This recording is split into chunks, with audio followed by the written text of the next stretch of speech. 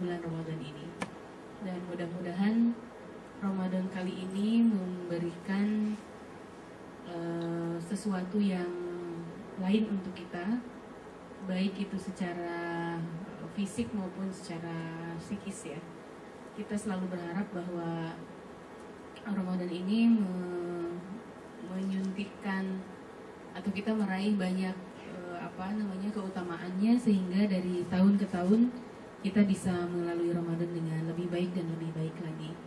Memang sangat menarik ya ketika kita mencoba untuk berpikir kenapa Allah Subhanahu wa taala tidak pernah merubah tawaran-tawaran yang Allah berikan atau yang Allah tawarkan di setiap Ramadan gitu. Artinya sejak zaman Rasulullah sampai sekarang tawarannya itu sama gitu ya. Ada keutamaan 10 hari pertama Allah menawarkan rahmah gitu ya. Di 10 hari kedua Allah menawarkan ampunan. Di 10 hari yang ketiga Allah menawarkan itkun minanar ya, dibebaskan dari api neraka. Dan ini sejak zaman Rasulullah terus seperti ini gitu ya. Kita memaknainya bahwa memang manusia itu hidup sangat dinamis gitu ya. Jadi tidak ada manusia yang hidup statis gitu ya. Tidak ada yang dari tahun ke tahun begitu aja. Kalau nggak naik ya turun gitu ya.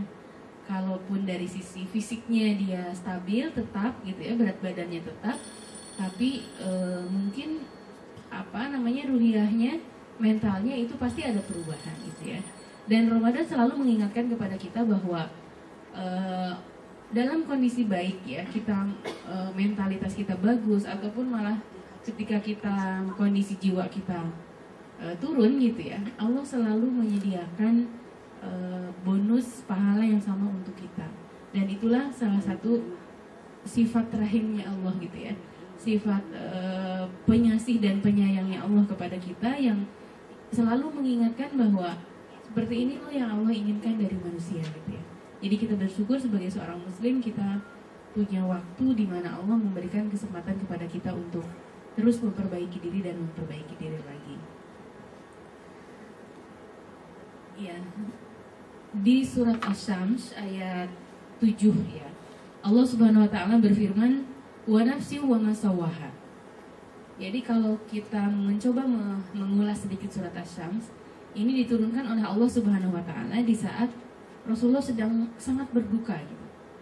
Ya, kenapa Rasulullah berduka? Karena saat itu ya Rasulullah yang dipercaya oleh semua orang Makkah saat itu sebagai orang yang jujur gitu ya.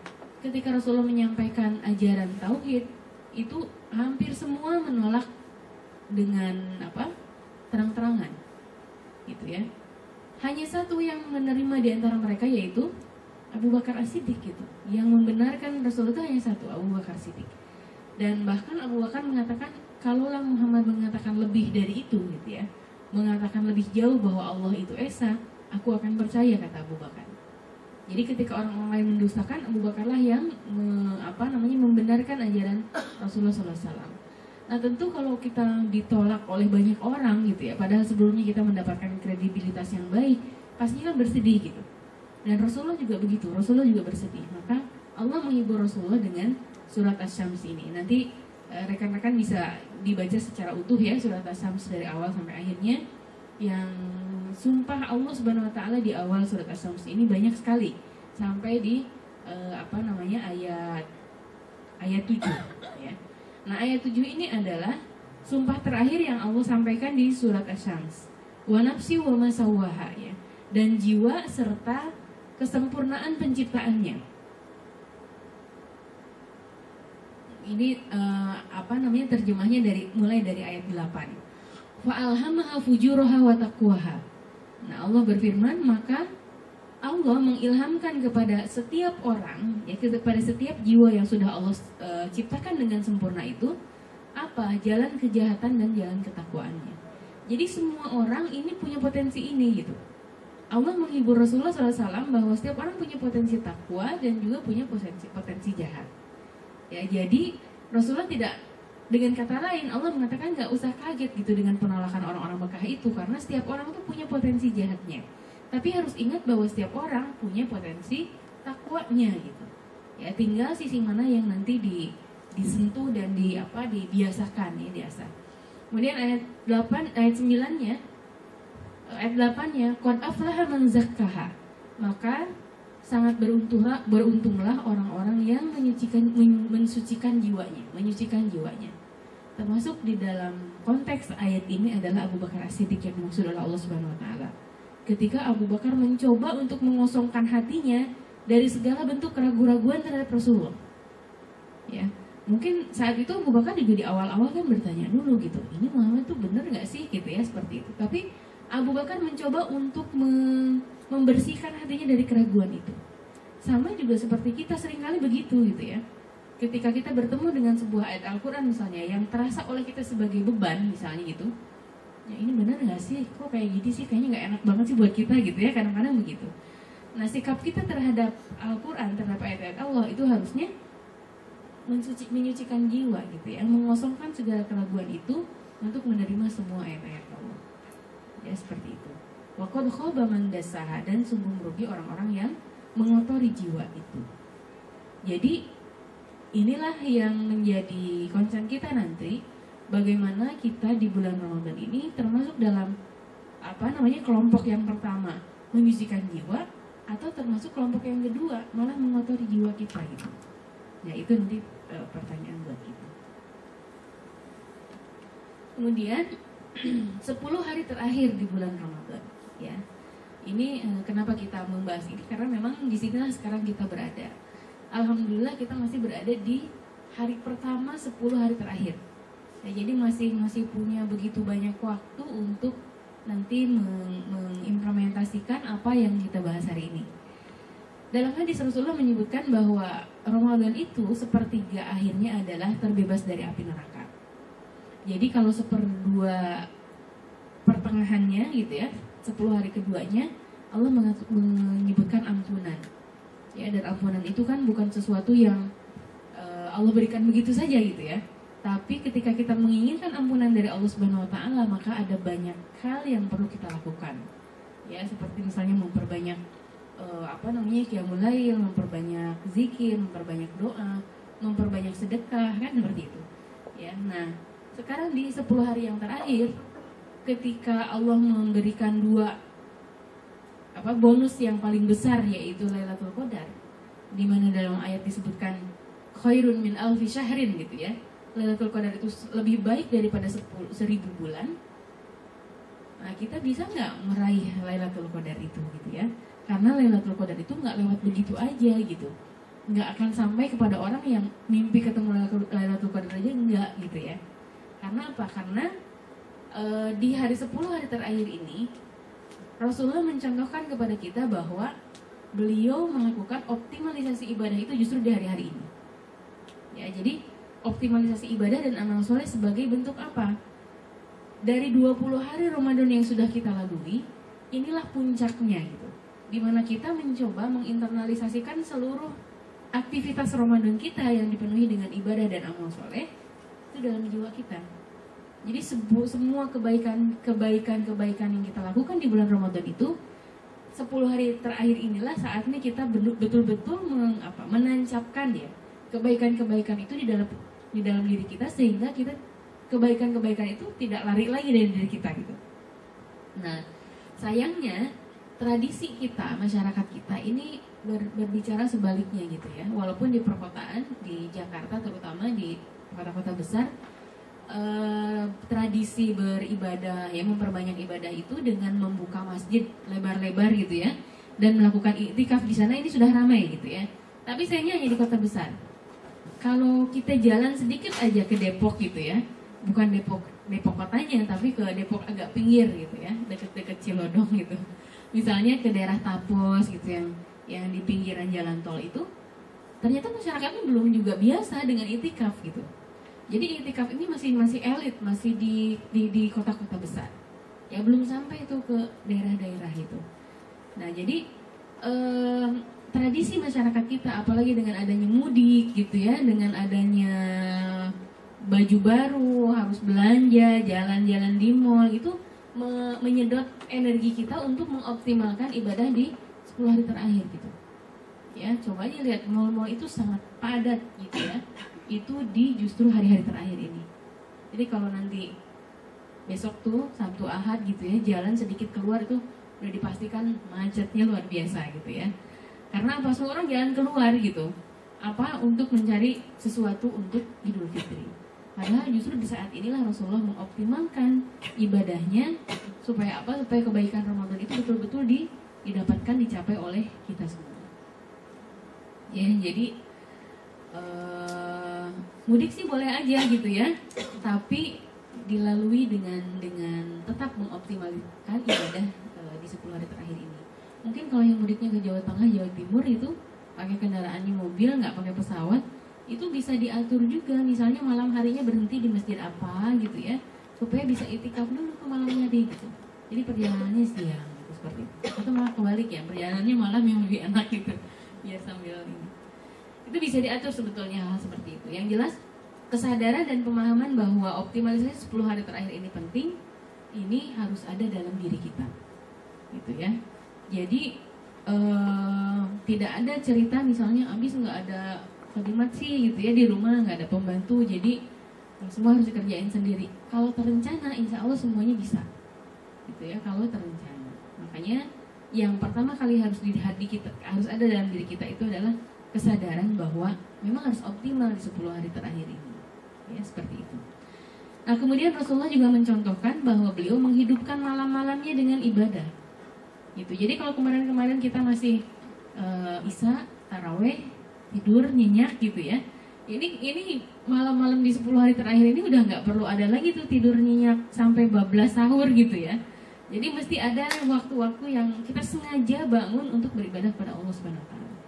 Ya karena apa ya, namanya itkun minan nar itu, dibebaskan dari api neraka itu, ini bukan sesuatu yang mudah gitu. Ya. Tadi saya mau masukin foto seseorang yang terbakar gitu ya, diilustrasikan terbakar oleh api neraka. Itu ternyata nggak gosong badannya gitu. Tapi seperti bara api gitu, merah semua dari ujung rambut ke ujung kakinya. Itu saya seringkali dapat peringatan dari teman-teman yang di luar itu, ini peringatan buat kita hari ini gitu, seperti itu. Nah jadi itu bukan sesuatu yang mudah gitu ya, mendapatkan pembebasan dari api neraka. Oleh karenanya nanti kita bisa melihat ya, nah 10 hari terakhir ini formatnya cuma 2. Yang pertama adalah itikaf.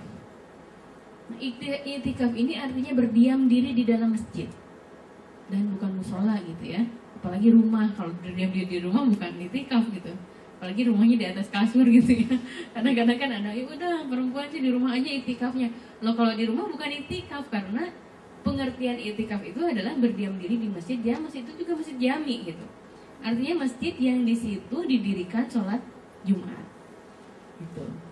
Jadi di musola ya tidak sesuai dengan definisi itikaf gitu. Yang keduanya, itikaf itu ternyata tidak terikat oleh waktu, tapi terikat oleh tempat yang harus di masjid tadi. Jadi sebetulnya kalau kita mau itikaf sekarang gitu ya, sekarang lebih bagus sekarang 10 hari terakhir. Tapi kalau mau itikafnya di hari-hari biasa, ternyata itu juga bisa gitu. Ya kita 1 jam misalnya meniatkan diri untuk itikaf, diam di masjid, sholat atau baca Quran, itu juga masuk dalam kategori itikaf. Gitu. Jadi sepanjang tahun itikaf ini bisa dilakukan sebetulnya, gitu. Tidak terikat oleh waktu, tidak harus hanya bulan Ramadan. Kemudian rukun itikaf itu adalah niat dan hadir di masjid, itu aja. Ya, jadi berniat mau beritikaf, kemudian diam di masjid, hadir di masjid, itu udah sah tuh itikafnya. Jadi nggak ada ukuran, oh harus 10 hari ya nggak pulang-pulang gitu, enggak gitu. Atau misalnya harus sehari semalam atau harus semalaman, enggak juga gitu, karena secara umum itikaf itu tidak terikat oleh waktu. Nah, catatan khusus bagi muslimah ini beritikaf di masjid, harus beritikaf di masjid yang ada fasilitas untuk muslimah. Jadi jangan karena semangat pengen itikaf gitu ya, ini masjid terbuka, tidak ada tempat khusus buat muslimah, karena kan yang namanya itikaf itu pasti segala sesuatu dilakukan di masjid gitu ya. Ya tiduran lah, ya apa gitu. Kalau terbuka tidak ada sarana khusus buat muslimah, itu bukan malah jadi itikaf gitu ya, malah kita jadi mengganggu orang lain gitu. Kan kalau bapak-bapak lihat, loh kok ada ibu-ibu tidur di sini atau tiduran di sini gitu, seperti itu. Jadi harus di tempat yang memang ada fasilitas untuk muslimah. Artinya jangan karena semangat iktikaf terus kita tidak memperhatikan sarana gitu ya. Ini harus ada. Kemudian juga iktikaf ini karena dilakukan di masjid, maka adabul masjidnya ini berlaku. Ya, masjid itu untuk apa? Untuk beribadah gitu. Jadi niat untuk diam di masjid itu memang untuk beribadah, bukan untuk yang lainnya. Ya, jadi kadang-kadang kalau ngelihat orang iktikaf bawa kasur, bawa bantal gitu ya.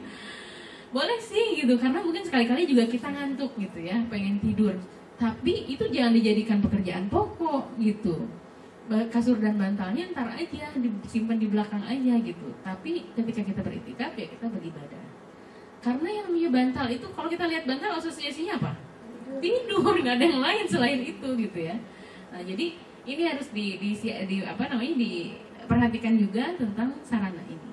Bagusnya si pengurus masjid ini punya aturan, misalnya bantal itu dikeluarkan khusus jam sekian sampai jam sekian gitu. Jadi dia tarik tuh semua bantal-bantal di jam sekian supaya orang beribadah gitu. Ada juga orang yang niatnya iktikaf 10 hari terakhir bulan Ramadan gitu. Sekali ketika ditanya kenapa iktikaf, habis pusing di rumah nggak ada dimat, istri minta dibantuin terus gitu kan, seperti itu. Itu juga bukan iktikaf gitu, karena niatnya bukan untuk ibadah, untuk menghindari rumah gitu, seperti itu. Nah, jadi harus diperhatikan. Nah, poin kedua yang juga catatan untuk muslimah dalam beriktikaf ini, tidak mengabaikan kewajiban pokoknya sebagai ibu dan istri. Jadi kalau kita suami kita sama-sama bekerja gitu ya misalnya, udah gitu tempatnya lebih jauh lagi dari kita kerjanya gitu, kita minta izin nggak dikasih izin, maksa gitu kan, udah saya iktikafnya dekat kantor aja deh biar bisa datang ke kantor tepat waktu gitu ya. Sementara suaminya di rumah misalnya sahur sendiri, nyari apa-apa sendiri, ini tidak dianjurkan karena iktikaf ini bahkan hukumnya sunnah muakkadah aja enggak. Jadi hukumnya sunnah gitu. Yang mampu silakan, yang tidak ya tidak mengapa. Atau misalnya dia mengabaikan kewajibannya sebagai ibu gitu. Punya bayi karena semangat pengen iktikaf, udah itu ditinggal tuh bayi di rumah gitu ya. Seperti itu. Itu juga tidak dibenarkan gitu ya, karena sekali lagi iktikaf ini sunnah hukum. Yang kedua yang harus dipahami oleh kita dan disadari oleh kita itu adalah Lailatul Qadar. Nah, ini harus dibedakan antara iktikaf dengan Lailatul Qadar. Seperti tadi disebutkan dalam ayat, Lailatul Qadar itu adalah malam yang lebih baik dari 1000 bulan.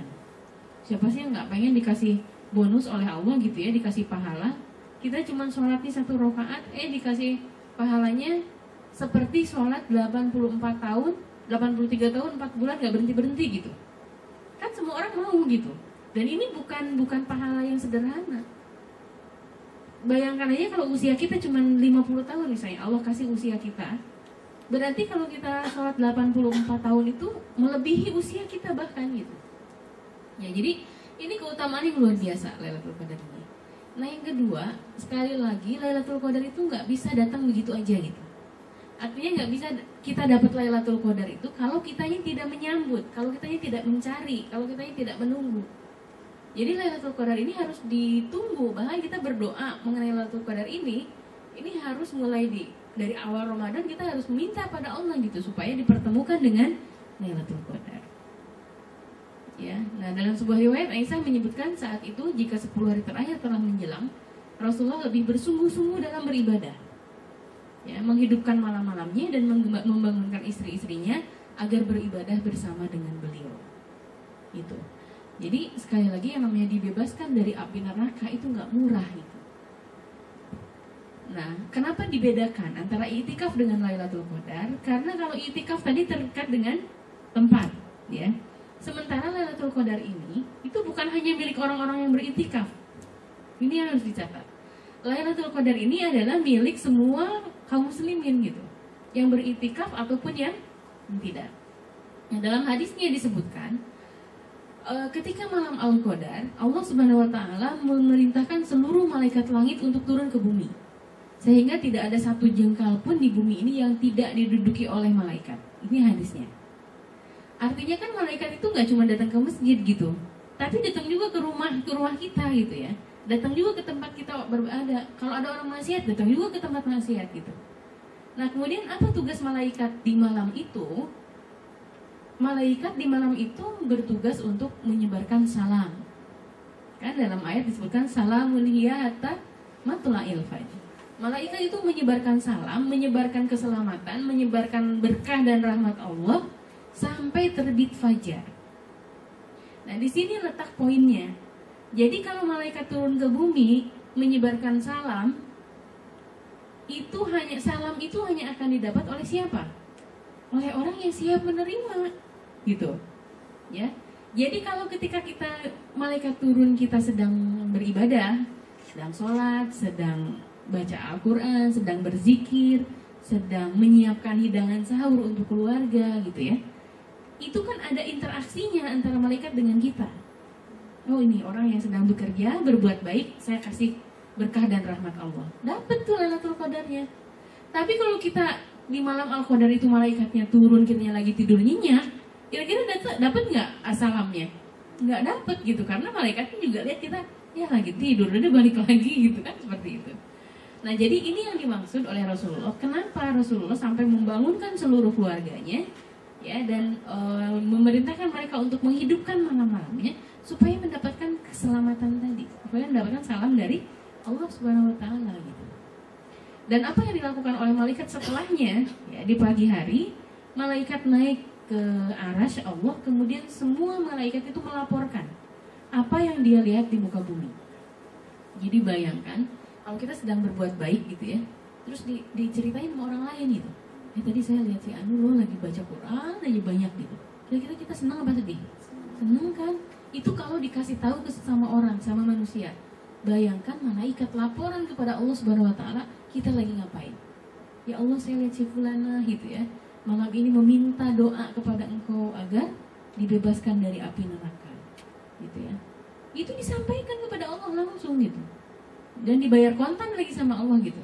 Ya, kalau kita mintanya dibebaskan dari api neraka, ya Allah bebaskan dari api neraka gitu. Kalau mintanya yang lain juga Allah akan akan kabulkan apa yang kita minta. Tapi bayangkan kalau malaikat laporan kepada Allah misalnya, ya Allah, saya lihat si fulana malam ini tidur nyenyak gitu ya, di atas kasur yang empuk, pakai daster yang udah agak sobek-sobek gitu, itu kan kedengarannya nggak enak gitu, ya. Jadi itu yang diinginkan oleh Rasulullah SAW, ya, ketika malam Lailatul Qadar itu turun. Rasulullah ingin agar beliau, keluarganya, dan juga kita semua, ya, itu mendapatkan pelaporan yang baik di hadapan Allah Subhanahu Wa Taala. Ya, maksudnya seperti itu. Jadi Lailatul Qadar ini ketika didapatkan oleh orang yang beriktikaf di masjid, ya, itu afdol, sangat bagus gitu. Karena nanti laporan kepada Allahnya, si Anu, si A, si B, si C gitu ya, sedang beriktikaf ya Allah di masjidmu. Mereka meminta ini. Kalaupun kita di rumah, ya apalagi muslimah, tapi tetap menjalankan aktivitas ibadah, laporan kepada Allahnya juga nggak jauh lebih buruk gitu. Laporan kepada Allahnya juga tetap baik, ya, seperti itu. Nah, Ummul Mukminin Aisyah bertanya pada Rasulullah, apa yang harus aku lakukan ketika untuk mendapatkan Lailatul Qadar? Rasulullah menjawab, banyaklah engkau mengatakan, ya Allah, sesungguhnya engkau adalah zat yang maha pengampun dan suka mengampuni hambanya, maka ampunilah aku. Jadi malam Lailatul Qadar ini lebih diutamakan untuk banyak berdoa dengan doa ini. Ya, jadi doanya apa? Allahumma innaka afuwun tuhibbul afwa fa'fu anni. Pendek tapi hasilnya luar biasa gitu ya. Coba kita ulang lagi. Allahumma innaka afuwun tuhibbul afwa fa'fu anni. Allahumma innaka afuwun tuhibbul afwa fa'fu anni. Ini aja doanya. Karena kalau kita mau dijauhkan dari neraka, itu udah nggak ada lagi deh kata-kata yang lebih baik daripada kita minta ampunan kepada Allah. Gitu. Karena kalau dihitung-hitung amal kebaikan kita, keburukan kita, pastinya akan lebih banyak amal keburukan gitu. Jadi yang kita perlukan dari Allah itu adalah ampunannya. Gitu. Oleh karenanya di malam Al-Qadar ini, di 10 hari terakhir ini, banyak-banyak membaca doa ini. Allahumma innaka afuwun tuhibbul afwa fa'fu anni. Bagus juga kalau kita biasakan membaca doa ini setelah sholat sholat wajib ya. Misalnya 10-10 gitu. Karena apa? Kesadaran bahwa kita ini nggak terampuni sebetulnya gitu ya. Kalau mau dihitung per satu-satu dosa kita gitu ya, itu mungkin sebanyak apa gitu. Sehingga yang bisa menyelamatkan kita itu hanya ampunan dari Allah Subhanahu wa taala.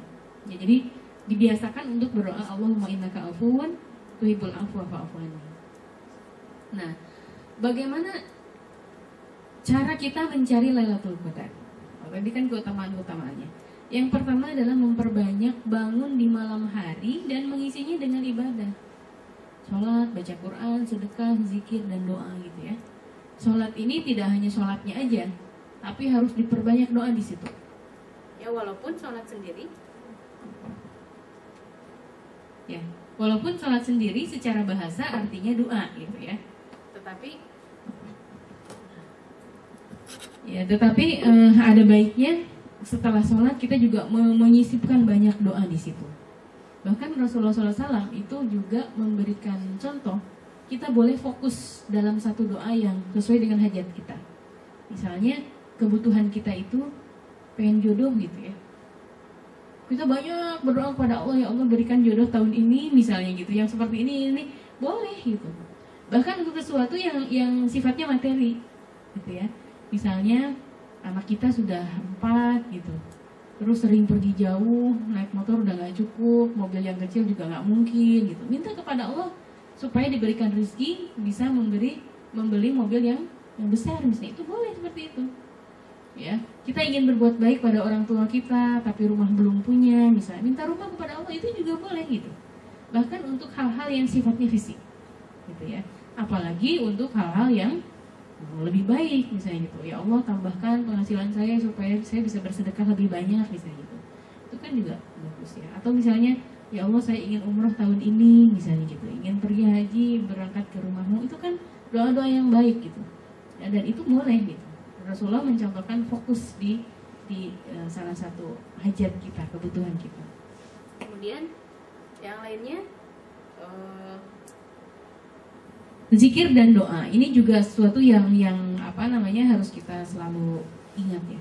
Zikir dan doa ini salah satu di antara misi Ramadan sebetulnya. Kalau dari awal kita bicara tentang bulan Ramadan ya. Kalau dari awal kita bicara Ramadan, sebetulnya kan ada 10 misi Ramadan. Salah satunya adalah zikir dan doa. Zikir ini bentuk kita ingat kepada Allah ya, dan doa itu adalah koneksinya gitu. Jadi tidak afdol gitu ya, tidak terrealisir yang namanya zikir kalau tidak disertai dengan doa.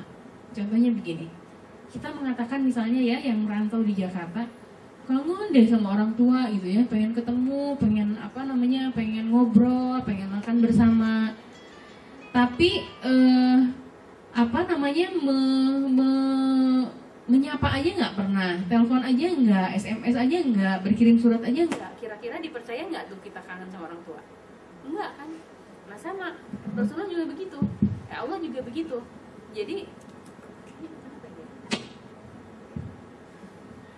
Jadi kalau kalau kita banyak berzikir tidak disertai dengan doa, itu juga tidak terhubung dengan Allah gitu.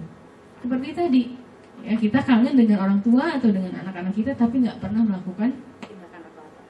Nah, doa itu adalah koneksi kita dengan Allah Subhanahu wa taala. Jadi kalau zikir kontennya gitu ya. Kalau doa itu adalah koneksinya, hubungan. Yang kedua adalah mengajak serta keluarga. Karena di dalam Islam kita tidak dianjurkan jadi baik sendirian. Itu. Kalau baik sendirian saya nggak usah duduk di sini gitu ya. Tapi dalam Islam itu kita diajarkan supaya menawarkan kebaikan itu kepada sebanyak-banyak orang. Ya, jadi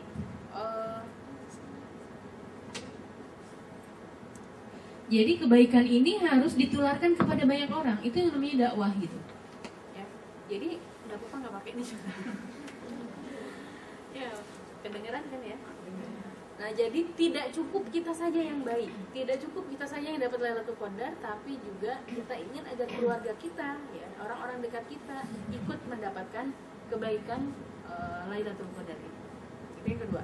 Yang Yang ketiga tadi memperbanyak doa, karena sekali lagi tidak ada yang bisa kita minta kepada Allah selain ampunannya Allah Subhanahu wa taala supaya kita terbebas dari api neraka. Yang keempat, mensucikan diri lahir batin. Jadi kalaupun kita mau pergi ke masjid itikaf pulang dari kantor, sempatkan dulu untuk mandi gitu.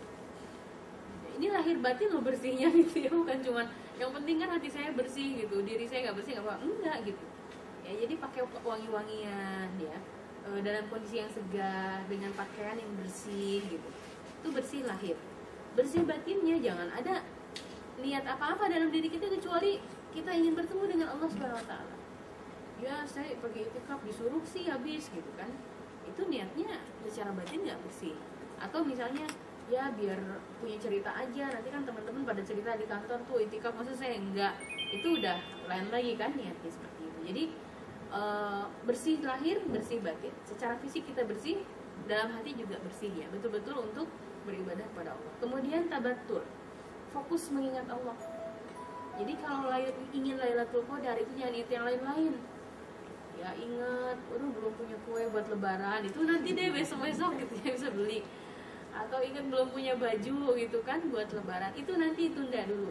Ketika kita ingin mendapatkan Lailatul Qadar, kan namanya juga Lailatul Qadar, pasti kan malam gitu ya, malam Al-Qadar ini, ya fokus mengingat Allah Subhanahu wa taala.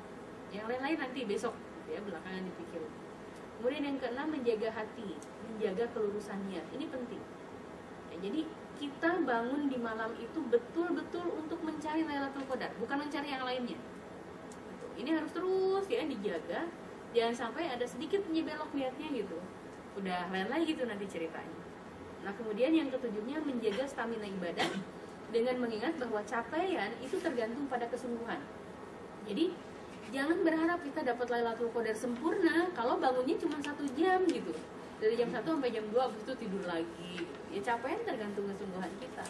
Jadi kalau kita mau dapat Lailatul Qadarnya ya siapkan stamina ibadah kita. Kemudian mengurangi berbicara, terutama kalau kita itikaf ya, menghidupkan malam Lailatul Qadar di masjid gitu. Jangan banyak ngobrol gitu ya. Asik sih emang kalau udah ketemu temen gitu ya, temen lama ngobrol sana kemari. Tapi khusus untuk malam itu puasa dulu deh ceritanya gitu ya. Kita memperbanyak berbicara dengan Allah Subhanahu wa taala. 9, berbaik sangka kepada Allah. Jadi jangan pernah ada putus asa gitu. Aduh saya ini soalnya tadi pulang kerja udah malam sih gitu ya, sampai rumah baru jam 10, baru bisa ke masjid jam 12, ya sedikit dia dapatnya. Jangan berprasangka buruk pada Allah ya, harus yakin bahwa insya Allah kita dapat itu yang namanya Lailatul Qadar gitu. Jadi berprasangka baik pada Allah. Yang ke-10-nya, menyeimbangkan kualitas dan kuantitas. Jadi bukan sekedar berapa juz kita dapat tilawah malam itu ya, tapi kualitas bacaan kita seperti apa. Bukan berapa banyak kita rakaat sholat di malam itu, tetapi kualitas sholat kita gimana. Percuma kita dapat 50 rakaat tapi nggak khusyuk gitu. Jadi antara kualitas dan kuantitas ini harus seimbang. Nah, menurut Syekh Ali At-Tantawi, di antara tanda-tanda orang yang mendapatkan Lailatul Qadar itu, yang pertama, dia tidak menceritakannya pada orang lain. Jadi saya sengaja saya tidak terlalu suka untuk menceritakan hadis-hadis yang terkait dengan tanda-tanda Lailatul Qadar, karena itu akan membuat kita terobsesinya lihat tanda-tandanya aja gitu ya. Jadi kalau dalam hadis itu kan disebutkan misalnya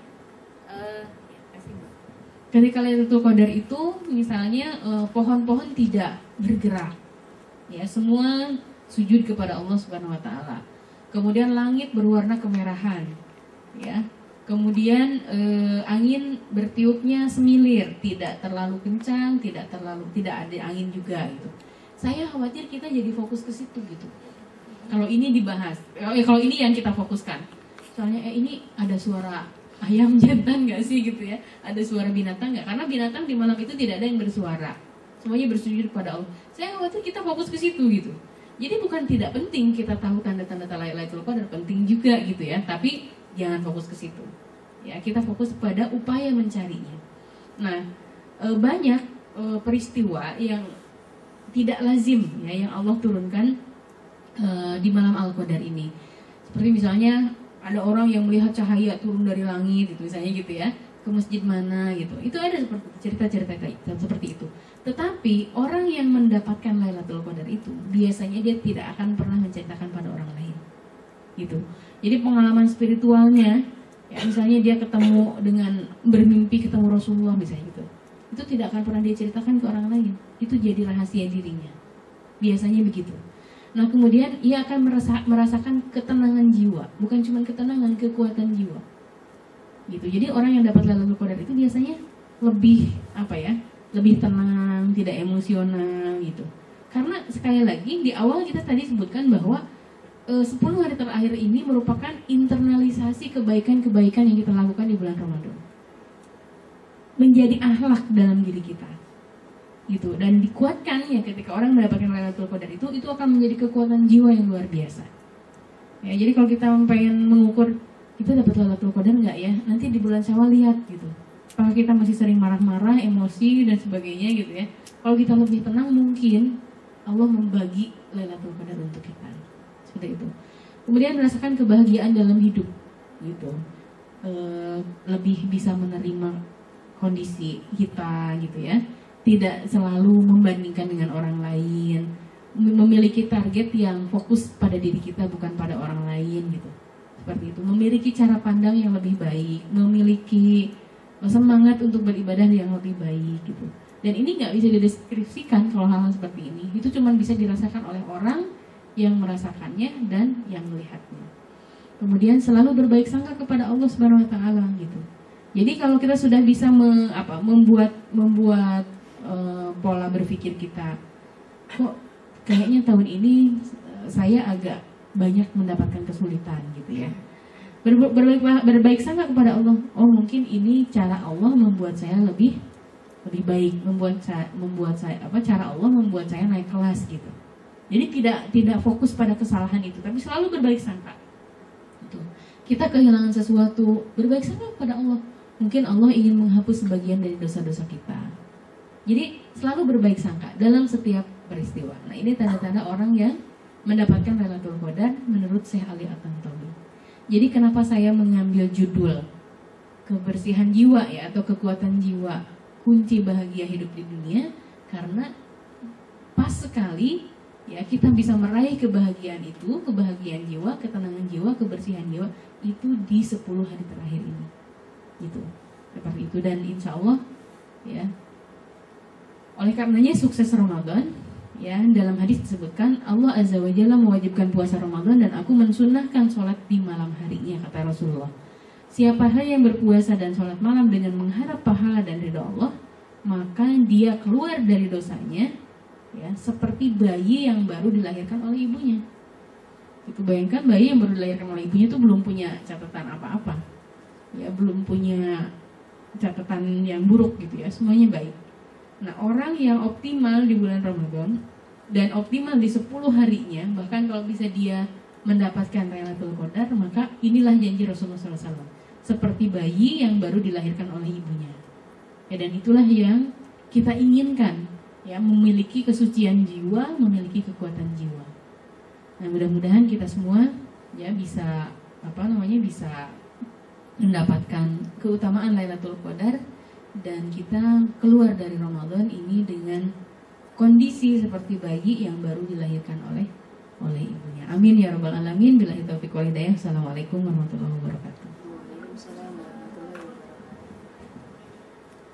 Alhamdulillahirabbil alamin. Telah kita dengarkan bersama tausiah dari Ibu Eko Yuliarti.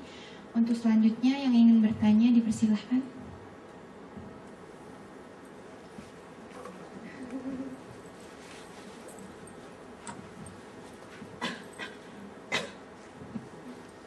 Assalamualaikum warahmatullahi wabarakatuh.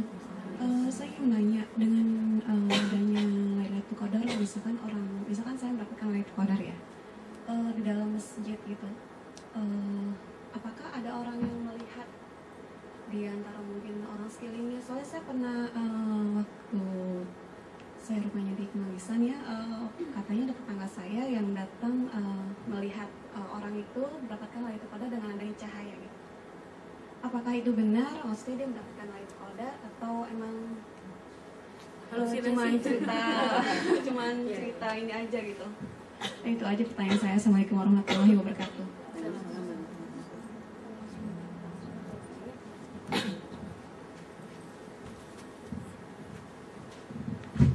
Ya, jadi Lailatul Qadar itu, tanda orang dapat Lailatul Qadar itu ada yang fisik bentuknya, ada yang tidak terlihat ya. Kalau yang fisik seperti itu tadi Mbak, itu banyak memang riwayat dan ceritanya. Termasuk di masa Rasulullah juga ada sahabat yang menyebutkan bahwa dia melihat orang lain gitu ya, di malam itu diliputi oleh cahaya gitu. Itu orang dapat Lailatul Qadar seperti itu. Kalau yang bersaksinya orang lain itu diperbolehkan gitu. Tapi kalau yang bersaksinya dirinya dia sendiri, cerita-cerita, ini saya tadi malam itu loh gini, nah itu harus dipertanyakan gitu. Dia dapat Lailatul Qadar beneran atau enggak gitu ya. Jadi bisa disaksikan oleh orang lain. Dan tidak mustahil sekalipun misalnya di satu masjid itu rame gitu ya, kayak di Atin itu kan rame banget. Bisa jadi yang dapat Lailatul Qadar itu nggak semua gitu, cuma beberapa orang saja. Gitu ya, kalau para pedagang di pinggir jalan yang cuma dagang di masjid aja gitu kan, tidak ada upaya mendapatkan Lailatul Qadar, pastinya nggak dapat gitu. Jadi walaupun satu masjid itikaf semua sholat sama gitu, itu yang dapatnya nggak semua, ya hanya sebagian saja.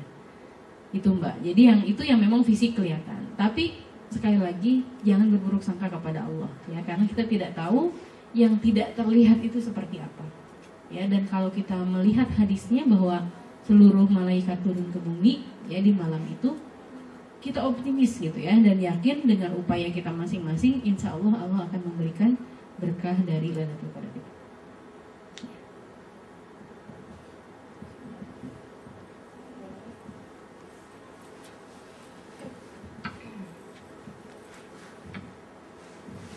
Assalamualaikum warahmatullahi wabarakatuh.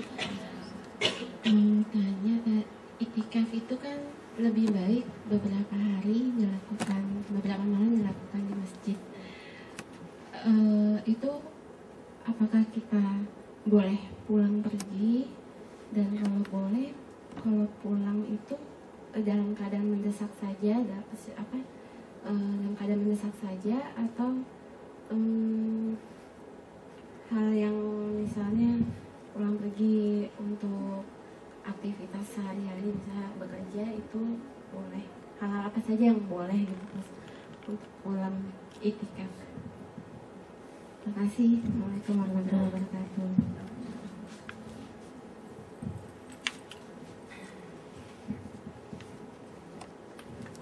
Ya, jadi terkait dengan itikaf tadi ya, itikaf itu kan terikat oleh tempat tadi, tapi tidak terikat oleh waktu. Hanya saja memang Rasulullah SAW mencontohkan bahwa untuk 10 hari terakhir biasanya Rasulullah beriktikaf full, penuh selama 10 hari itu. Nah, adabnya seperti apa? Rasulullah hanya meninggalkan area masjid itu hanya untuk satu hal, mandi gitu. Karena kan mandi itu ya biasanya di wilayah masjid sih, tapi udah di luar tempat sholat Jumatnya kan gitu. Jadi hanya untuk mandi. Untuk keperluan lain itu tidak dianjurkan untuk meninggalkan masjid. Kecuali hal yang mendesak gitu. Ya, anaknya sakit, udah mau meninggal gitu ya. Lagi itikaf mau pulang, nanti batal itikafnya, itu juga salah gitu. Nah, jadi untuk hal-hal yang mendesak itu diperbolehkan meninggalkan masjid. Bagaimana kalau kita kan masih kerja di 10 hari terakhir gitu ya, masih banyak aktivitas. Berarti itikafnya tidak 10 hari full gitu. Ya, misalnya kita itikafnya malam hari saja. Nah, setiap kita menjelang itikaf akan beritikaf, niatnya baru lagi gitu. Jadi malam ini saya niat untuk beritikaf sampai subuh gitu ya. Besok malamnya juga begitu lagi. Setelah sholat isya kita datang lagi, nginep di masjid lagi sampai subuh, niatnya baru lagi saya untuk beritikaf di 10 hari yang terakhir ini gitu. Jadi ada pembaruan dalam niatnya. Itu seperti itu insyaallah.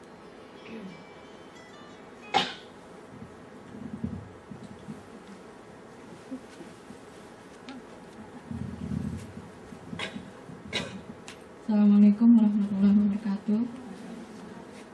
Ibu, untuk 10 hari terakhir di bulan Ramadan ini, salah satunya adalah dijauhkan dari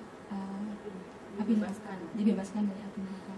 Kemudian 20 hari sebelumnya diampuni segala dosanya. Apakah untuk 20 hari sebelumnya itu termasuk dosa besar? Kemudian bagaimana jika kita mempunyai kesalahan terhadap orang lain? Apakah itu termasuk diampuni oleh Allah SWT?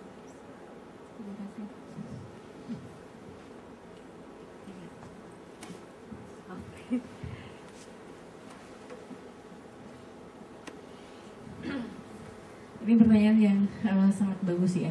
Jadi apakah kalau maghfirah yang Allah tawarkan di 20 hari pertengahan itu, di 10 hari pertengahan itu menghapus dosa-dosa besar? Nah, ternyata salah satu syarat untuk mendapatkan maghfirah itu yang nomor satu itu adalah tauhid. Itu akidah kita. Jadi kalau akidahnya bersih, ya ampunan itu akan Allah berikan. Karena di surat Al-Maidah ya, Allah berfirman, Innallaha la yaghfiru ayyushraka bihi wa yaghfiru ma duna dzalika liman yasha. Sesungguhnya Allah tidak akan mengampuni, ya, tidak akan memberikan ampunan kepada orang yang syirik kepada Allah.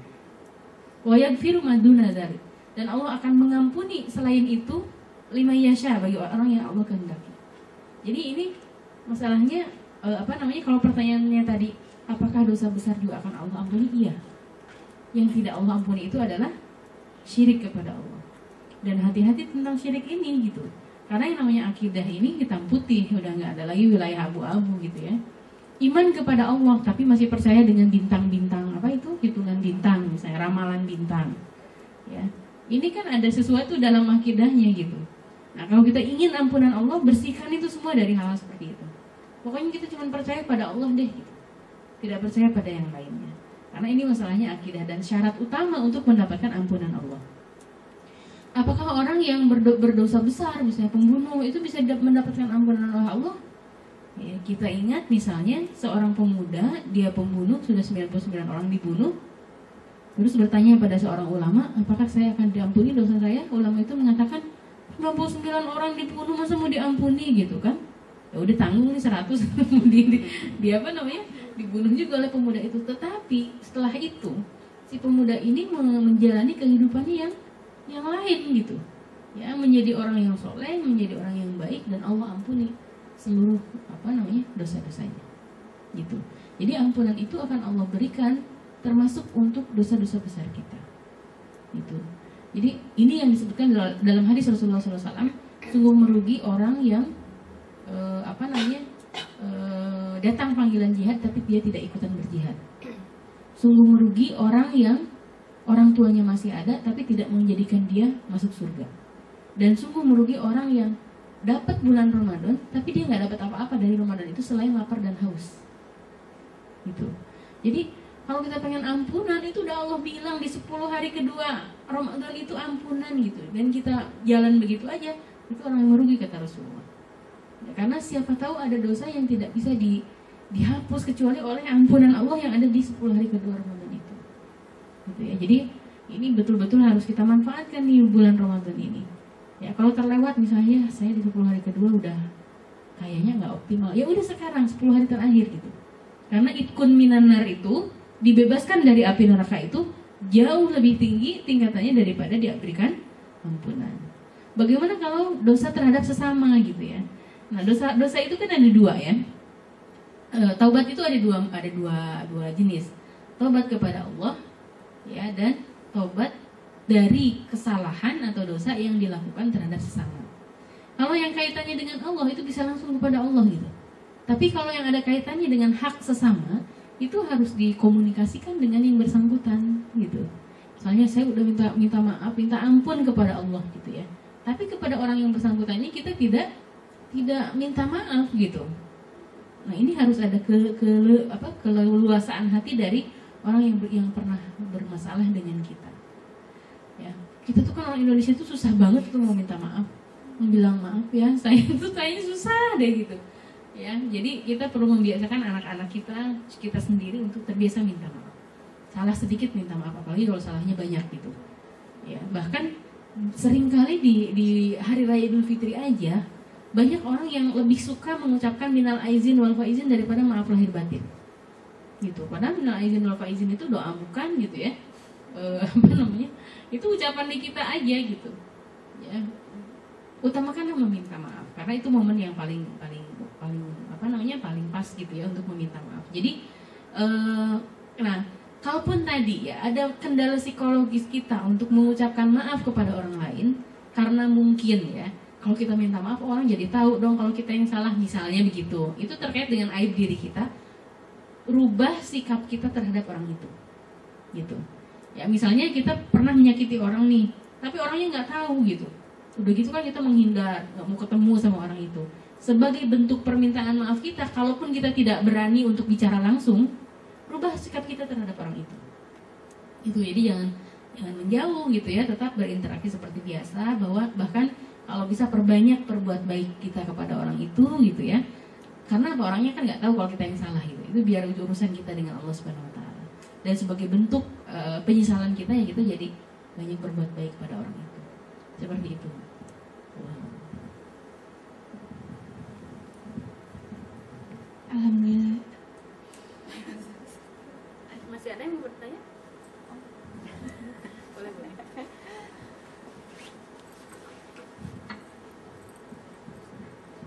Ya Ustazah mau tanya, untuk Lailatul Qadar ini sebetulnya turunnya itu 10 malam terakhir memang 10 harinya itu atau gimana? Soalnya ada Ustadz juga yang pernah saya dengar ceramah, katanya sih turunnya itu sebenarnya pas lagi di bulan Ramadan itu, nggak tahu pas di awal, tengah atau akhir gitu.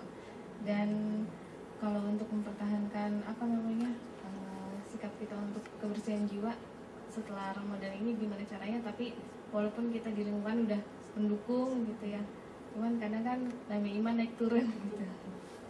Ya, makasih.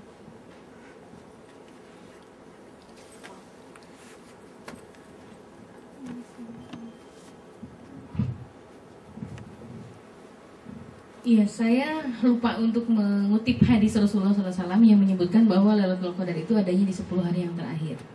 Kalau itu saya yakin ya hadisnya memang menyebutkan di 10 hari yang terakhir. Ibnu Abbas bahkan lebih berani ya mengatakan bahwa Lailatul Qadar itu di malam ke-27 gitu. Tapi itu hanya Ibnu Abbas yang bilang begitu. Yang lain tidak ada sahabat yang lain. Bahkan Rasulullah juga menyebutkan bahwa entah tanggal berapa gitu ya, tetapi yang jelas ada di malam-malam ganjil gitu. Kalau yang itu hadisnya ada, disebutkan 10 hari terakhir, hadisnya ada sahih. Kemudian hadis Rasulullah yang menyebutkan di malam-malam ganjil itu juga ada ya, dan hadisnya sahih. Yang tidak ada secara pasti Rasulullah menyebutkan tanggal 27 itu tidak ada hadisnya. Tapi itu hanya pendapat Ibnu Abbas saja. Gitu, seperti itu.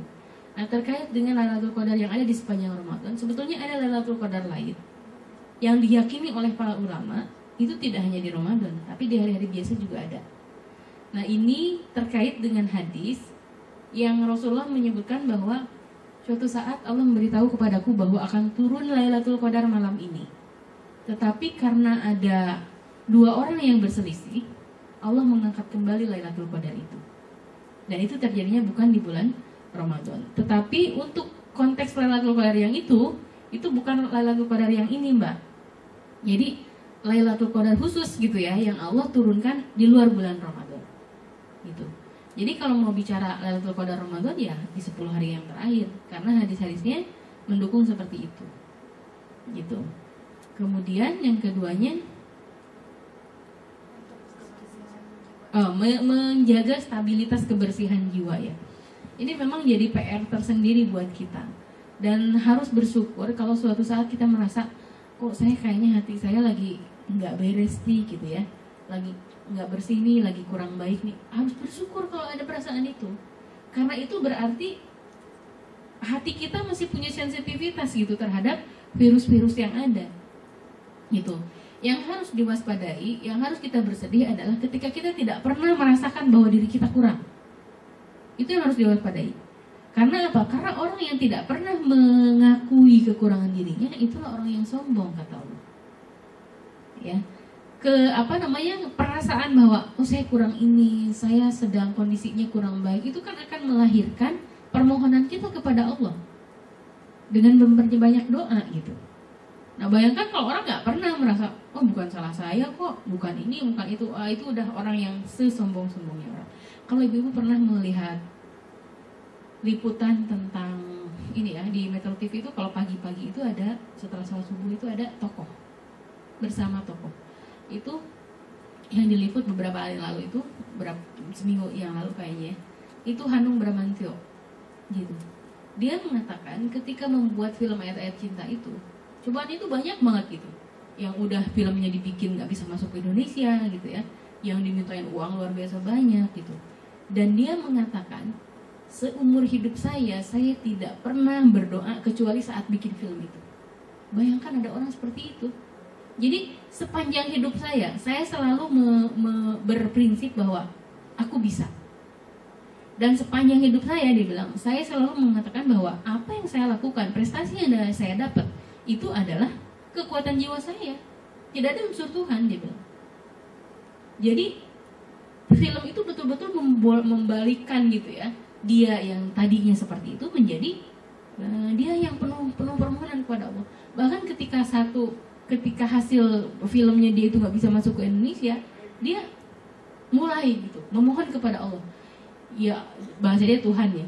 Ya Tuhan, kalau film ini bisa masuk sini, aku percaya bahwa ini adalah kuasa-Mu. Bayangkan ada orang yang menyimpan Allah itu kayak temennya gitu. Ya, dan ternyata Allah kabulkan itu gitu. Allah bisa si film ini bisa masuk ke Indonesia, yang syutingnya di luar itu bisa masuk ke Indonesia, dan akhirnya dia mengakui bahwa ya ini kuasa Tuhan, bukan kekuatan diri saya gitu. Dan itu jadi perenungan banyak tuh buat dia gitu ya. Dia bilang saya baru menyadari kenapa istrinya yang dulu gitu ya tidak bisa diatur, tidak mengikuti perintah suami, karena memang tidak ada kepasrahan kepada Tuhan, dia bilang itu. Dan saya juga terlalu mengandalkan kekuatan diri saya, tidak menyertakan Tuhan dalam hidup saya. Itu kata dia gitu. Nah artinya menyertakan Allah dalam setiap kehidupan kita itu sesuatu yang mustahil, sesuatu yang niscaya harus gitu. Ya. Jadi kenapa saya bilang harus bersyukur ketika ada dalam perasaan dalam diri kita saya kurang, saya sedang dalam kondisi tidak baik, karena itulah tanda-tanda bahwa hati kita sensitif gitu. Ya, punya alarm gitu. Hati kita tidak dipenuhi oleh titik-titik buruk gitu ya yang menghalangi cahaya Allah sampai di hati kita. Dan ketika itu sudah mulai kita rasakan, ya, kembalilah kepada Allah. Bagaimana cara menjaganya? Allah tuh ngasih sarana tuh banyak banget. Ya, kalau buat sholat, ya, qiyamul lail itu ada di sepanjang malam. Kan qiyamul lail itu nggak Allah bilang qiyamul lail itu setiap hari Minggu, kan enggak. Setiap malam kita bisa qiyamul lail. Duha, setiap hari kita bisa sholat duha. Ya, siapa yang mau sok gitu ya, silahkan ya, enggak apa-apa. Itu saking rahimnya Allah sama kita gitu. Bahkan yang tidak melakukan itu ya Allah sudah ya nggak apa-apa gitu. Allah cuma minta 5 kali haknya itu dari kita. Sholat 5 waktu itu hak Allah gitu. Yang lainnya Allah serahkan ke kita. Serah dia mau melakukan atau enggak gitu. Kalau melakukan alhamdulillah, kalau enggak apa-apa, kan seperti itu. Saum Senin Kamis Allah sediakan waktunya udah pasti gitu, hari Senin dan hari Kamis. Sehingga kita bisa merencanakan aktivitas apa saja ketika kita saum. Kalau masih mampu, ada saum Nabi Daud. Kita bisa saum Nabi Daud. Itu sarana-sarana untuk menjaga stabilitas kesucian jiwa kita dan kekuatan jiwa kita sebetulnya.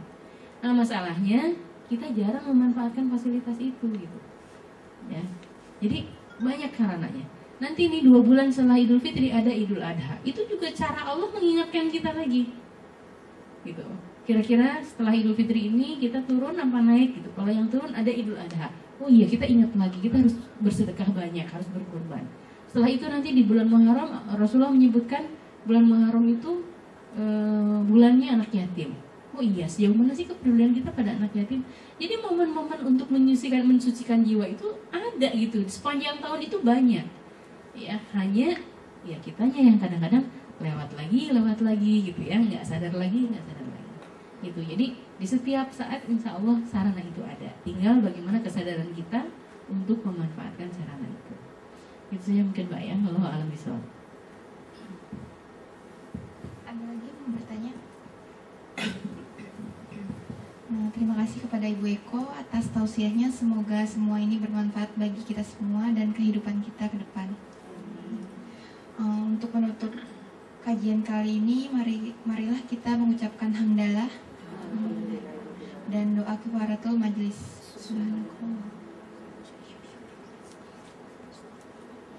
Terima kasih kepada teman-teman yang telah hadir pada kajian kali ini. Saya akhiri. Wassalamualaikum warahmatullahi wabarakatuh. Waalaikumsalam warahmatullahi wabarakatuh.